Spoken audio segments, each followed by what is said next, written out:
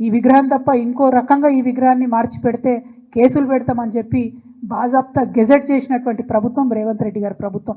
British ప్రభుత్వం కూడా ఎన్నడూ భరతమాత మీద గెజెట్ ఇవ్వలే, కానీ రేవంత్ రెడ్డి సర్కార్ మాత్రం తెలంగాణ తల్లి మీద గెజెట్ ఇవ్వడం అన్నది చాలా దారుణం, చాలా ఘోరాతి ఘోరమైన విషయం. మనం గమనించాల్సిందిగా నేను తెలంగాణ ప్రజలందరినీ కూడా మరి కోరుతా ఉన్నా.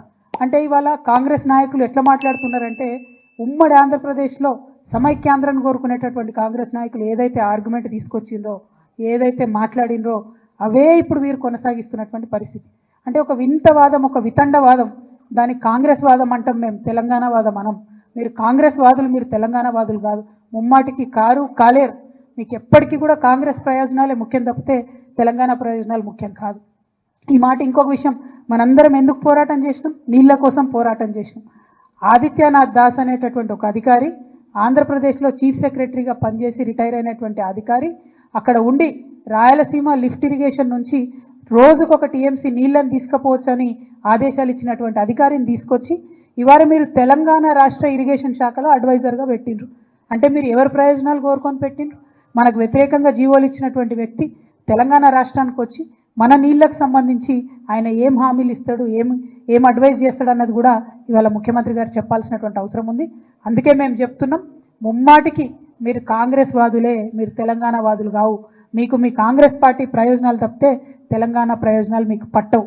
ఇవాళ ఓట్ల కోసం ఎలక్షన్ల సమయంలో ఏం చేసిండ్రండి కాంగ్రెస్ పార్టీ? రేవంత్ రెడ్డి గారు ఎలక్షన్ల కోసం ఏం చేసిండ్రు? వాళ్ళ నాయకులు నాయకురాళ్ళు అందరూ కూడా పెద్ద పెట్టున బతుకమ్మ ఎత్తినటువంటి పరిస్థితిని మీరు గమనించాలి. ఇవాళ శ్రీమతి ఇందిరాగాంధీ గారు మరి తను బతుకమ్మ ఎత్తుకొని తెలంగాణ ప్రజలకు బతుకమ్మను శుభాకాంక్షలు చెప్పినటువంటి వ్యక్తి. తర్వాత శ్రీమతి సోనియా గాంధీ గారు, ఆవిడ బతుకమ్మ ఎత్తుకొని ఆమె తెలంగాణ ప్రజలందరూ కూడా బతుకమ్మ శుభాకాంక్షలు చెప్పారు. ఇదిగోండి మన తెలంగాణలోనే ఎన్నికల ముందు ర్యాలీలో ప్రియాంక గాంధీ గారు, రాహుల్ గాంధీ గారు బతుకమ్మ ఎత్తుకొని తెలంగాణ ప్రజలకు శుభాకాంక్షలు చెప్పారు. తర్వాత ప్రియాంక గాంధీ గారు అద్భుతమైనటువంటి ట్వీట్ చేసిండ్రు.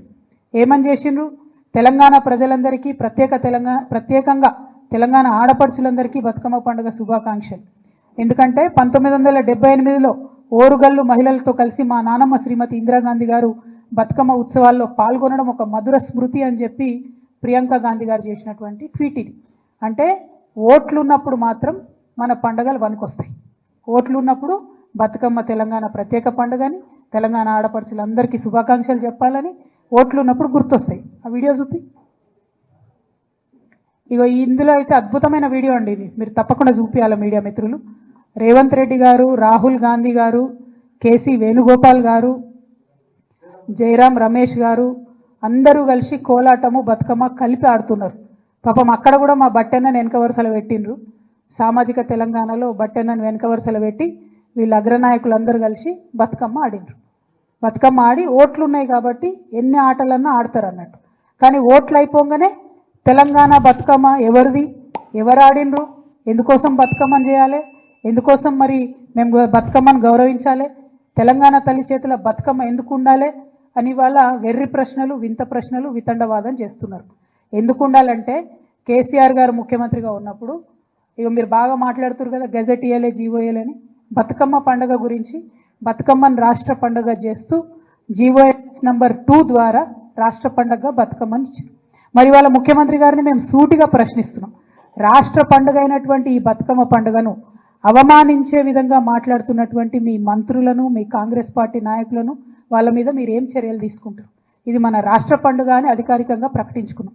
రాష్ట్ర పండుగను అవమానపరిచే విధంగా మేము చేసుకోము, మాకు సంబంధం లేదు, ఎవరు చేసిండ్రు, ఎక్కడ చేసిండ్రు అని వింత ప్రశ్నలు మాట్లాడుతున్నటువంటి మీ నాయకులకు మీరు ఏం శిక్ష వేస్తారు? అంటే ఆంబోతులను వదిలినట్టు ఆడబిడ్డల పండుగ మీద మాట్లాడడానికి మీరు మీ మంత్రుల్ని, నాయకులను వదిలిపెట్టినరా? ఇది వాళ్ళ చెప్పాలి మీరు. ఎందుకంటే ఎటు పడితే మాట్లాడడం, ఆడపిల్లలే కదా మమ్మల్ని అడగరులే అని మీకేమన్నా, ఎందుకింత అభిజాత్యం నాకు అర్థం కాదు. ఎందుకింత పొగరు? ఇట్లా ఉంటుందా?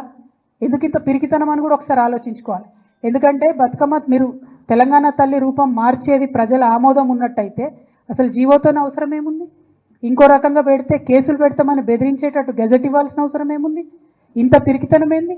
ముఖ్యమంత్రి గారు ఇవాళ ప్రతి జిల్లాలో ఒక చిన్న పోస్ట్ సోషల్ మీడియాలో పెడితే వాళ్ళ మీద కేసులు పెడుతున్నారు. వాళ్ళ మంత్రులు ఫోన్ చేసి బెదిరిస్తున్నారు, వాళ్ళ నాయకులు ఫోన్ చేసి బెదిరిస్తున్నారు. ఓన్లీ బీఆర్ఎస్ కార్యకర్తలనే కాదు, సామాజిక మాధ్యమాల్లో ఒక ప్రెస్ మిత్రుడు పోస్ట్ పెట్టినా కూడా ఫోన్ చేసి బెదిరించేటటువంటి పరిస్థితి వచ్చింది.